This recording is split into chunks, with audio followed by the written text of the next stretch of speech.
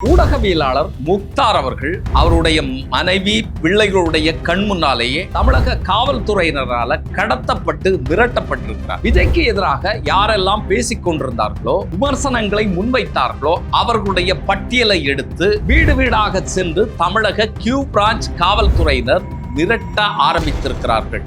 இன்னொரு பக்கம் கடந்த திமுக ஆட்சியில கைது செய்யப்பட்டு பல்வேறு வழக்குகள்ல குற்றம் சாட்டப்பட்ட குண்டர் சட்டம் பாய்ந்திருக்கக்கூடிய சவுக்கு சங்கர் அவர்கள் விடுவிக்கப்படுகிறார். இதன் மூலமாக தாவேக அரசு, விஜய் அரசு எதை சொல்ல வருகிறது? பாஜக இந்திய அளவில் எந்த அரசியலை முன்னெடுக்கிறதோ, தங்களை எதிர்ப்பவர்களை ஒடுக்குவதற்கு, ஒழித்து கட்டுவதற்கு எந்த வகையான ஆயுதத்தை கையில் எடுத்திருக்கிறதோ, அதே ஆயுதத்தை, அதே வழிமுறையை தாவேக விஜய் அரசும் கையில் எடுத்திருக்கிறதா? பல்வேறு கேள்விகள் எழுந்திருக்கிறது. பார்ப்போம் காணொலி. இந்த தேர்தல் காலகட்டத்தில் தாவேகாவினுடைய விர்ச்சுவல் வாரியர்ஸ் இங்க என்ன அட்டூழியங்களை எல்லாம் செய்தார்கள் அப்படிங்கிறத தமிழகமே பார்த்து கொண்டிருந்தது. குறிப்பாக இந்த அரசியல்ல விமர்சனங்களை முன்வைப்பது, கட்சி தலைவர்கள் என்ன செய்து கொண்டிருக்கிறார்கள், அவர்களுடைய கருத்தியல்கள் என்ன, அவர்கள் என்ன பிழை செய்தார்கள், அவர்களுடைய பிரச்சனைகள் என்ன அப்படிங்கிறத ஊடகவியலாளர்கள் பேசுவாங்க. அதுவும் குறிப்பாக இங்க சோசியல் மீடியா, யூடியூப் சேனல்கள் எல்லாம் நிறைய வந்த பிறகு இந்த சுதந்திரம் இது இன்னுமே பரவலானது. மெயின் ஸ்ட்ரீம் மீடியாவை தாண்டி இந்த விஷயங்கள், இன்னும் சொல்ல போனா யூடியூப் தான் முன்னணியில இப்போ இருந்து கொண்டிருக்கிறது. ஒரு பிரச்சனையை அலசுறது, விஷயங்களை இது பண்றது. இந்த ஊடகம் அப்படிங்கிறது சாமானியருடைய கைகள்லையும் சேர்ந்திருக்கிறது. ஆனா இதனுடைய இன்னொரு மோசமான விளைவு பார்த்தீங்கன்னு சொன்னா, இப்படி பேசுபவர்களை ஒடுக்கக்கூடிய ஒரு வேலை, அட்டாக் பண்ணக்கூடிய வேலை சமூக ஊடகங்கள்ல நடந்து கொண்டிருக்கிறத பார்த்தோம். அதனுடைய மிதமிஞ்சிய, எல்லை மீறிய அளவை நம்ம இந்த 2026 எலெக்ஷன் காலகட்டத்தில் தமிழகத்துல கண்கூடாக நம்ம பார்த்தோம். விஜய் அவர்களுக்கு எதிராக யாரெல்லாம் விமர்சனங்களை, நேர்மையான விமர்சனங்களை முன்வைத்தாலும் அவர்களை தாக்குவது, கெட்ட வார்த்தை பேசுவது, வீட்டில் உள்ளவங்களை தெருவில் இழுத்து போட்டு அவர்களை கொச்சைப்படுத்துவது, இப்படி மிக மிக மோசமான தரங்கெட்ட வகையில் அவர்களை சின்னாபின்னமாக்குவது, இதுதான் இந்த விர்ச்சுவல் வாரியர்ஸினுடைய வேலையாக இருந்தது. பொய் பிரச்சாரங்களை உண்மைன்னு சொல்றது, பொய்யை பரப்புவது, இதெல்லாமே அவர்கள் செஞ்சுட்டு இருந்தாங்க. இதை தாவேக அனுமதித்தது. இதை எதிர்க்கல. தலைமை எந்த விதமான கட்டுப்பாடுகளையும் போடல. இன்னும் சொல்ல போனா கட்டவிழ்த்து விட்டது. அவர்களுடைய இன்ஸ்ட்ரக்ஷன்லேயே இந்த விஷயங்கள் எல்லாம் நடந்தது அப்படிங்கிறத நம்ம பார்த்தோம். இப்போது தாவேக ஆட்சியில் இருக்கிறது, அதிகாரத்தில் இருக்கிறது. சரி, இப்போவாது நீங்க நேர்மையாக, ஒழுக்கமாக செயல்பட வேண்டும். நீங்க ஒரு பத்திரிகையாளர், ஊடகவியலாளர் உங்களுக்கு எதிராக பேசுகிறார் அப்படின்னா, உண்மையிலேயே அது அவதூறாக இருந்தால் அவர் மீது நீங்க வழக்கு தொடக்கலாம். அவரை குற்றம் சாட்டி நீங்க என்ன செய்யணுமோ சட்டத்திற்கு உட்பட்டு அதை செய்யலாம். ஆனா இப்போ விஜய்க்கு எதிராக யாரெல்லாம் பேசிக்கொண்டிருந்தாங்க அந்த பட்டியலை எடு முதல்ல அப்படின்னு சொல்லி ஒரு பட்டியலை இந்த அரசு பதவியேற்ற உடனே தயார் செய்திருக்கிறது. அதுல 21 ஊடகவியலாளர்களுடைய ஐடிக்களை எடுத்திருக்கிறாங்க. அது மாரிதாஸ் அவர்கள், சாட்டை துரைமுருகன் உட்பட பிரபலமானவர்கள் எல்லாம் அந்த வரிசையில இருக்கிறாங்க. இப்படி பல விஷயங்கள் கசிந்து கொண்டிருந்தது. இந்த வேளையில தான் முக்தார் அவர்கள் தமிழகத்துல எவ்வளவு பிரபலமான ஒரு யூடியூபராக இருக்கிறாரு அப்படிங்கிறது தெரியும். அவருடைய பல விஷயங்கள்ல நமக்கு உடன்பாடு இல்லை. பல விஷயங்கள்னா அவர் கேள்வி கேட்கிறது, அது மாதிரி சில இடங்கள்ல கொச்சையாக பேசுவது, இதுல எல்லாம் நமக்கு உடன்பாடு இல்லை. அதுல மாற்று கருத்து உண்டு, அது உண்மை. ஆனா நீங்க என்ன பண்ணிருக்கிறீங்க? 22ஆம் தேதி இரவு அவர் குடும்பத்தோடு, தன்னுடைய மனைவி, தன்னுடைய மனைவியினுடைய தங்கை, 4 குழந்தைகள், பெண் குழந்தைகள், சின்ன குழந்தைகள், பெரிய குழந்தைகள், 19 வயதான ஒரு மகள், ஒரு பையன், இவங்க கொண்ட ஒரு குழு. இந்த குடும்பத்தார் வாகனத்துல வேலூர்ல இருந்து திருவண்ணாமலைக்கு போய் கொண்டிருக்கிறாங்க. கிட்டத்தட்ட இரவு நடிச்சாம 11:30 மணி ஆகும்போது வழியில ஒரு வாகனம், அதாவது காவல்துறையினுடைய வாகனம் இல்லை, ஒரு வாடகை கார் வழியில குறுக்கால நிப்பாட்டுது. நிப்பாட்டி அதுலேருந்து ஆட்கள் இறங்குனாங்க. பார்த்தீங்கன்னு சொன்னால் மப்டியில் போலீஸ்காரர்கள் இறங்கி மிரட்டுறாங்க. நீங்கள் எங்கள் கூட வரணும் அப்படின்னு சொல்லி மிரட்டுறாங்க. என் மீது என்ன வழக்கு இருக்குது அப்படின்னு சொல்லி கேட்குறாரு. என்ன செக்ஷனில் என்ன வழக்கு, என்ன பிரச்சனை அப்படிங்கிறத கேட்குறாரு. நான் காலையிலே வரேன், எந்த ஸ்டேஷனுக்கு வரணுமோ சொல்லுங்கள் வாரேன் அப்படிங்கிறத சொல்கிறாங்க. இல்லை அதெல்லாம் முடியாது, உடனே வந்தே தீரணும் அப்படின்னு சொல்லி சொல்கிறாங்க. இதை நம்ம ஒரு குடும்பம் போய்கொண்டிருக்கிற போது வழியில் யாராவது இப்படி நம்மளை மிரட்டினா, குறுக்க நின்று இந்த மாதிரியா பண்ணால் கூட இருக்கிறவர்களுடைய மனநிலை என்னாகும், குடும்பத்தார் பெண்களுடைய மனநிலை என்னாகும், அந்த குழந்தைகளுடைய மனநிலை என்னாகும், உளவியல் ரீதியாக அவர்கள் எந்த மாதிரியாக பாதிக்கப்படுவார்கள் அப்படிங்கிறத நம்ம புரிஞ்சுக்கணும். இதில் ஒரே ஒரு விஷயந்தான் மிரட்டுவது.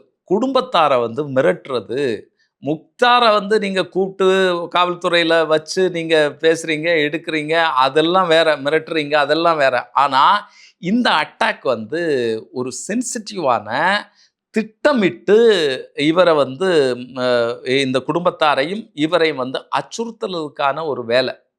இது சாதாரணமாக எடுத்துக்கொள்ள முடியாது. இது ஒரு அரச பயங்கரவாதம், அரச வன்முறை. இது அரசாங்கத்தை எதிர்த்து யாரும் பேசக்கூடாது, எல்லாமே புகழ்ந்து பேசிட்டே இருக்கணும். பேசிட்டு இருந்தா சரி, பிரச்சனை இல்லை. ஆனால் அரசாங்கத்தை எதிர்த்து பேசினால், விஜய் அவர்களை, சிஎம் அவர்களை எதிர்த்து பேசினா நாங்கள் இந்த மாதிரியான நடவடிக்கைகளை எடுப்போம் அப்படிங்கிறதுக்கான அச்சுறுத்தல் தான் இது. அதற்கு பிறகு பார்த்தீங்கன்னு சொன்னால், இவர் கெஞ்சி கேட்குறாரு, உங்களுக்கும் குடும்பம் இருக்குது, மனைவி மக்கள் இருக்கிறாங்க, தயவு செஞ்சு புரிஞ்சுக்குங்க அப்படின்னு சொல்லி கெஞ்சி கேட்ட பிறகு அவர்கள் இந்த முக்தாரை மட்டும் தனியாக இது பண்ணிவிட்டு, அந்த குழந்தைகள் முதல்ல டிரைவர் ஓட்டிகிட்டு போகிறார்ல, டிரைவரை முதல்ல வெளியே இறக்கியாச்சு. வெளியே இறக்கிட்டு காவல்துறையினர் கூட்டிகிட்டு போகிறது மாதிரி இருந்தது. இவங்களை இந்த பிள்ளைங்களையும் மனைவியும் கூட்டிகிட்டு போகிறது மாதிரி இருந்தது. பிறகு என்ன பண்ணாங்கன்னு சொன்னால், இவர் கெஞ்சி கேட்டதுக்கு பிறகு டிரைவரை வச்சு அந்த காரை அனுப்பியிருக்கிறாங்க. முக்தாரை தனியாக கூட்டிகிட்டு போயிருக்கிறாங்க. இப்படி மிரட்டல் நடந்திருக்கு. போகக்கூடிய வழியில் நிறைய விஷயங்கள் பேசியிருக்கிறாங்க. ஏன் விஜய் அவர்களுக்கு எதிராக நீங்கள் இப்படியெல்லாம் வீடியோ போட்டுட்ருக்கிறீங்க அப்படிங்கிறதெல்லாம் பேசப்பட்டிருக்கிறது. போகக்கூடிய வழியிலேயே யாரோ கூப்பிட்டு இந்த காரில் இருந்த காவல்துறையினருக்கு அறிவுறுத்தி இருக்கிறாங்க, நீங்கள் ரிட்டன் கொண்டு விட்டுருங்க அப்படின்னு சொல்லி. அப்போது நம்ம ஆப்ரேஷன் முடிஞ்சது அப்படிங்கிறதா, இல்லைன்னா எங்கேருந்தாவது அழுத்தம் வந்ததா, இது யாருக்காவது தெரிஞ்சதா அப்படிங்கிறது நமக்கு தெரியல. அதன் மூலமாக மறுபடியும் இவர் வீட்டில் கொண்டு விடப்பட்டிருக்கிறாங்க. விட்ட பிறகு இவங்க பேசியிருக்கிறாங்க. விட்டுட்டு கிளம்பும்போது, ஆட்சி பரவாயில்லையே, நல்லா தானே இருக்குது அப்படின்னு சொல்லி ஒரு 2 வீடியோ போடுங்களேன், உங்களுக்கு என்ன தேவையோ அதை பேசி வாங்கிக்கலாமே, என்ன பிரச்சனை இருக்குது அப்படின்னு சொல்லி பேசியிருக்கிறாங்க. அப்போது இது ஒரு பேரம் பேசுதல். ஒன்று மிரட்டுறது, மிரட்டி அப்புறமாக அவர்களுக்கு சாதகமாக செயல்படக்கூடிய பட்சத்தில் அதற்கான அனுகூலங்களை கொடுக்கறது. அந்த விஷயங்கள் பேசப்பட்டிருக்கு. நீங்கள் தெரியும், தமிழகத்தில் மட்டுமல்ல, இந்த தேர்தல் முடிவுகள் வரும்போது இந்த ஆட்சி, அதாவது திமுக ஆட்சியில் இருந்துகிட்ருக்கு, இந்த திமுக ஆட்சி மாறி அதிமுக ஆட்சியில் வருதுன்னு வைங்களேன், இந்த ஊடகவியலாளர்களுடைய தொனி மாறும். பலருடைய துணி, சிலர் ஸ்ட்ராங்காக இருப்பாங்க, அதில் எந்த விதமான மாற்றம் இல்லை. பத்திரிகைகளை தங்களுடைய அந்த தொனியை மாற்றிக்கொள்ளும். அது நம்ம தெள்ள தெளிவாக தெரியும். அரசியலை நுட்பமாக அணுகக்கூடியவர்கள், பார்க்கக்கூடியவர்களுக்கு இது தெரியும். இப்போவே நீங்கள் இந்த விஜய் அவர்களுடைய ஆட்சி வந்த பிறகு யாரெல்லாம் அப்படி மாறி இருக்கிறாங்க அப்படிங்கிறத நீங்கள் கண்கூடாக பார்க்கலாம். இப்படிப்பட்ட ஒரு தாக்குதலை விஜய் அரசு நடத்தி கொண்டிருக்கிறது. இன்னொன்று பார்த்தீங்கன்னு சொன்னால், ஏற்கனவே சொன்னது போல் இவர்கள் ஆட்சிக்கு வந்தவுடனேயே பலருடைய பட்டியலை எடுத்திருக்கிறாங்க. விஜய் அவர்களுக்கு எதிராக யாரெல்லாம் பேசினாங்க அப்படிங்கிறது ஒரு பட்டியல் எடுத்திருக்கிறாங்க. அதில் அரசுக்கு தொல்லை கொடுப்பவர்கள் அப்படிங்கிற பட்டியல், அதாவது அரசுக்கு தொல்லை கொடுப்பவர்கள்லாம் எப்படி தொல்லை கொடுக்குறாங்க, விமர்சனம் பேசுறதே வந்து தொல்லை கொடுப்பதா அப்படின்னு சொல்லி நம்ம பார்க்க வேண்டியது இருக்குது. இதில் தான் நம்முடைய சேனலில் பேசக்கூடிய மூத்த ஊடகவியலாளர் ரொம்ப தெளிவாக அழுத்தம் திருத்தமாக ஆதாரங்களோடு பேசக்கூடிய திரு சத்யராஜ் குப்புசாமி அவர்கள், விஜய் அவர்களை பற்றி பல்வேறு விஷயங்கள் பேசியிருப்பாங்க. சர்வதேச செய்திகள் எல்லாம் பேசக்கூடிய ஒரு நபர்.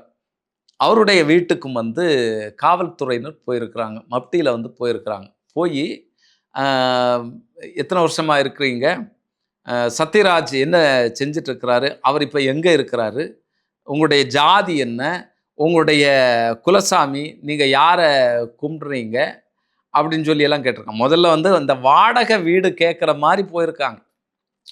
புரியுதா? வாடகை வீடு இங்கே ஏதாவது கிடைக்குமா அப்படின்னு சொல்லி கேட்டு அப்படியே மெதுவாக பேசிட்டு வரும்போதே இந்த தொனி வந்து இவர்களுக்கு தெரிஞ்சிருக்கு. இது வேற மாதிரி இருக்கே அப்படிங்கிற மாதிரி தெரிஞ்சிருக்கு. அப்புறம் ஏதோ கேள்வி கேட்கறதுக்கு முன்னால் ஓடி போயிருக்கிறாரு. அது மாதிரி அவர்களுடைய சகோதரர்களுக்கு வந்து ஃபோன் பண்ணி மிரட்டுறது, இந்த மாதிரியான வேலைகள் எல்லாமே வந்து நடைபெற்று கொண்டிருக்கிறது. தமிழகத்தில் இருக்கக்கூடிய பல்வேறு ஊடகவியலாளர்களுக்கு, குறிப்பாக இந்த யூடியூப் மாதிரியான இந்த சேனல்களில் வேலை செய்யக்கூடியவர்களுக்கு மிரட்டல்கள் வந்து கொண்டிருக்கிறது. அந்த செய்திகள் வந்து நமக்கு கிடைத்து கொண்டிருக்கிறது. அப்போ அரசாங்கத்தை சரியாக நடத்தணும்னு சொன்னால் அரசாங்கத்தை விமர்சிப்பவர்கள் தேவை. அரசாங்கத்தை விமர்சிப்பவர்கள் இருந்தால் தான் இந்த அரசாங்கம் வந்து ஒழுங்காக நடக்கும். நம்ம என்ன தவறு செய்கிறோம் அப்படிங்கிறது தெரியும். அதனால் இதை வந்து ஒரு இரும்புக்கரம் கொண்டு ஒடுக்கிறது, அதாவது இங்கே நடந்துட்டு இருக்கக்கூடிய அநியாயங்கள், அட்டூழியங்கள், கலவரங்கள், அதுபோல் வந்து சட்டம் ஒழுங்க சீர்குலைக்கக்கூடிய விஷயங்கள் நடக்கிறது, கொலை கொள்ளைகள்லாம் நடக்கல, பாலியல் வன்கொடுமைகள், இதையெல்லாம் இரும்பு கரம் கொண்டு ஒடுக்குங்க. ஆனால் இதுக்கெல்லாம் நீங்கள் அமைதியாக இருக்கிறீங்க. ரொம்ப அழுத்தம் வந்த பிறகு 2-3 நாள் கழித்து இதற்கு ஒரு அறிக்கையை மட்டும் நீங்கள் கொடுக்குறீங்க. ஆனால் உங்களை யார் எதிர்க்கிறார்களோ அவர்களை வந்து முடக்குவதற்கான, அச்சுறுத்துவதற்கான வேலையை வந்து எந்த தங்கு தடையும் என்று நீங்கள் செய்கிறீங்க. இது வந்து இந்த ஆட்சிக்கே மிகவும் மோசமானது, ஜனநாயகத்திற்கு விரோதமானது.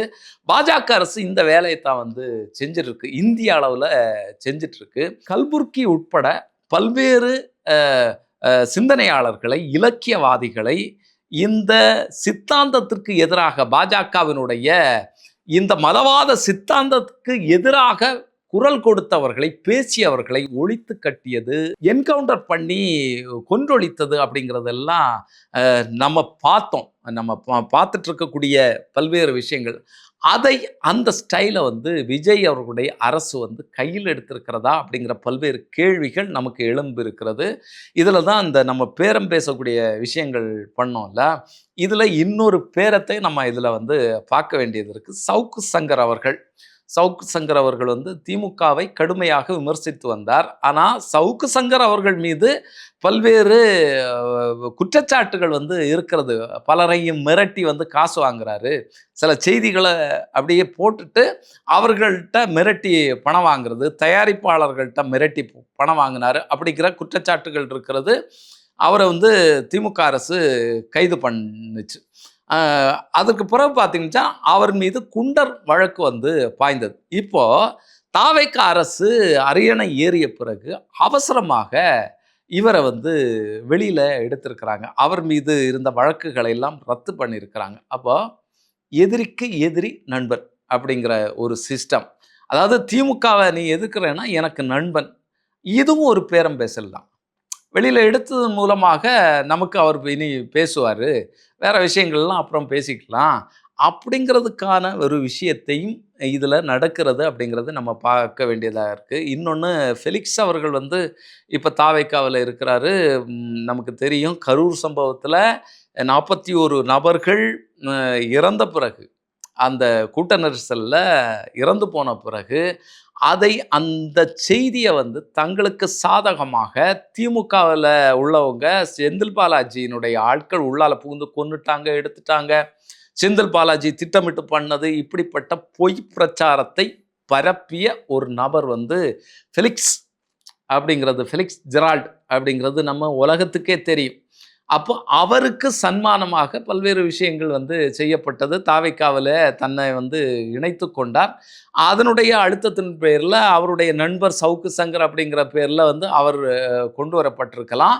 தங்களுக்கு சாதகமாக இவர்கள் செயல்படுவார்கள் அப்படிங்கிற விதத்திலையும் அவர் வந்து வெளியே கொண்டு வரப்பட்டிருக்கலாம். அப்போ தாவேக்கா எந்த திசையை நோக்கி பயணிக்கிறது அப்படிங்கிறது நமக்கு தெள்ளத் தெளிவு. இன்னும் பல்வேறு விஷயங்கள் நமக்கு பேச வேண்டியதாக இருக்கிறது. இவங்க சமூக ஊடகங்களை வைத்து மற்ற மாநிலங்கள்லையும் இந்த வேலைகளை செய்ய ஆரம்பித்திருக்கிறார்கள். விஜய் அவர்களுடைய புகழ பொய்யான விஷயத்துல இவர்கள் எதையுமே செய்யலை, நகர்த்தலை. இன்னுமே வந்து வழக்கமான நடைமுறைக்கு தமிழகம் வரல. அரசியல் இங்க அரசு வந்து நகரலை அப்படிங்கிறது நமக்கு தெரிஞ்ச விஷயம். ஆனா தமிழகத்துல பொறுப்பேற்ற பிறகு இவர் எதையோ சாதிச்சிட்டாரு, உலகத்திலேயே மிகப்பெரிய சாதனையை வந்து தமிழகத்துல நிகழ்த்திட்டார் அப்படிங்கிற ஒரு பிரச்சாரத்தை பல்வேறு மாநிலங்கள்ல வந்து தாவேக்கா வாரியர்ஸ் வந்து முன்னெடுத்துட்டு இருக்கிறாங்க. இன்னும் சொல்லப்போனால் பார்த்தீங்கன்னு சொன்னால் வட மாநிலங்களில் இப்போ ஒரு விஷயத்த வந்து பேச ஆரம்பிச்சிருக்கிறாங்க. இந்தியில் அது வந்து வந்துட்டுருக்கு. என்னன்னு சொன்னால், அம்பேத்கரை இழிவுபடுத்தினால், அதாவது அரசு அதிகாரிகள் அம்பேத்கரை இழிவுபடுத்தினால் எந்த விதமான கேள்வியும் இல்லாமல் அவர்களுடைய பதவிகள் பறிக்கப்படும். இது ஒரு செய்தி.